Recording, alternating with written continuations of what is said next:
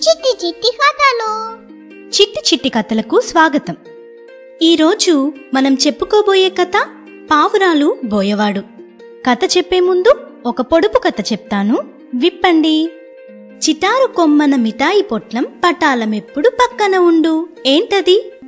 సమాధానం కథ చివరిలో చెప్తాను. ఇంకా కథలోకి వెళ్దామా? అనగనగా ఒక అడవి ఉంది. ఆ అడవిలో ఒక బోయవాడు కొన్ని నూకలు నేలమీద చల్లి దానిపై వలని పరిచి ఉంచాడు. చిత్రగ్రీవ అనే పావురం తన వెనకాల కొన్ని పావురాల గుంపుతో ఆహారం కోసం తిరుగుతూ అడవిలో ఆ చెట్టు కింద నూకలు చూసి తినాలని ఆశపడి కిందకు వాలింది.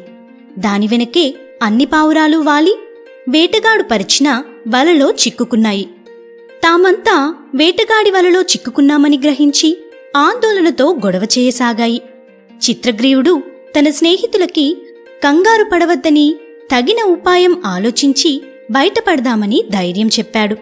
అందరం ఒక్కసారిగా వలతో పాటు ఎగిరిపోదాం, అలా కలిసికట్టుగా ఒక్కసారిగా ఎగిరిపోయి తప్పించుకుందాం అని ఉపాయం చెప్పాడు.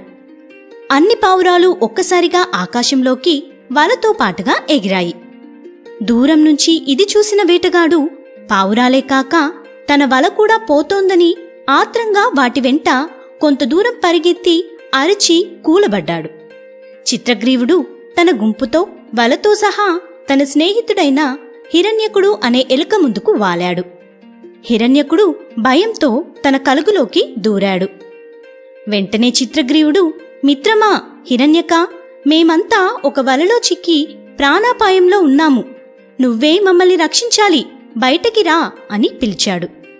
తన స్నేహితుడైన చిత్రగ్రీవుణ్ణి చూసి సంతోషంతో బయటకొచ్చి చిత్రగ్రీవుని బంధవిముక్తిని చేయడానికి వలని కొరకడం మొదలుపెట్టాడు హిరణ్యకుడు.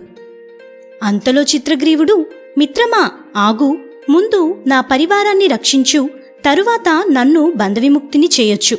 ఎందువల్లనంటే నువ్వు ఈ పని చేస్తూ చేస్తూ అలసిపోవచ్చు. రాజుగా నా కర్తవ్యం ముందుగా నా పరివారాన్ని కాపాడటం, చివరిగా నన్ను రక్షించుకోవటం అని చెప్పాడు.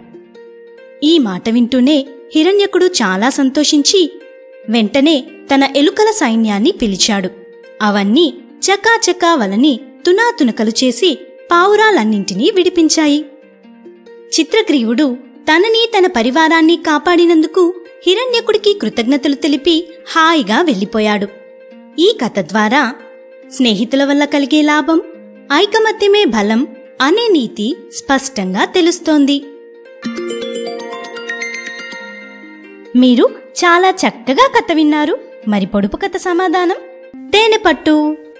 మా ఈ ఛానల్ మీకు నచ్చినట్లయితే లైక్ చేయండి, షేర్ చేయండి, సబ్స్క్రైబ్ చేయండి.